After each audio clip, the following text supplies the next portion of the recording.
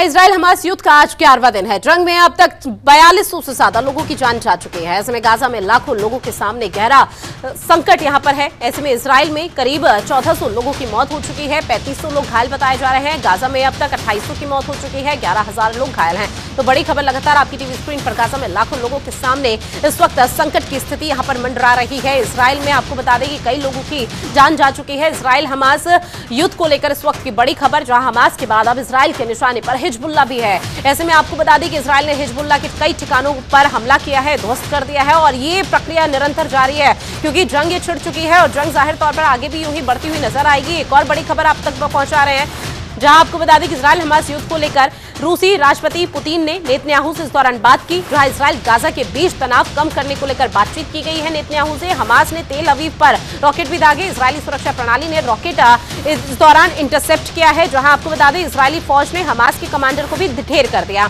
कल इजराइल जाएंगे अमेरिका के राष्ट्रपति जो बाइडेन, जहां एकजुटता के लिए कल इजराइल की यात्रा करूंगा। बाइडेन की तरफ से यह बड़ा बयान। साथ ही बाइडेन की तरफ से कहा गया कि फिलिस्तीन के अधिकारों के लिए नहीं खड़ा है हमास।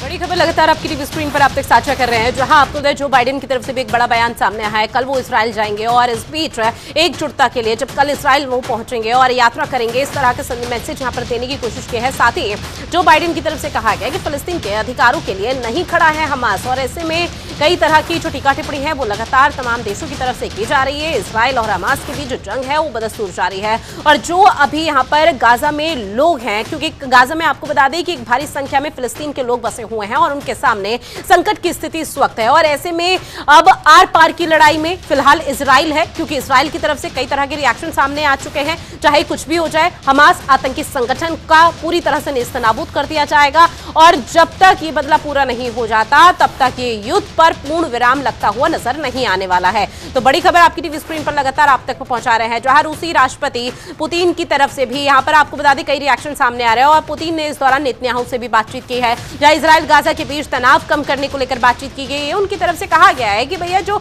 ये लगातार जंग बढ़ती हुई नजर आ रही है, इस तनाव को कम किया जाए किसी तरह से। ऐसे में हमास ने तेल अवीव पर कई रॉकेट भी दागे हैं, जहां इजरायली सुरक्षा प्रणाली ने रॉकेट इस दौरान इंटरसेप्ट कर दिए हैं। इजरायली फौज ने हमास के जो कमांडर हैं उनको भी ढेर किया और ऐसे में लगातार इजराइल के हाथ बेशक से एक बड़ी कामयाबी लग रही है, लेकिन जो वहां के लोग हैं, जो वहां का जनजीवन है वो पूरी तरह से अस्त व्यस्त हो चुका है। और इस युद्ध की स्थिति में अभी फिलहाल कैसी स्थिति होगी, किस तरह की परिस्थिति वहां पर पनप रही होगी, इस बात का अंदाजा लगाना बेहद आसान है।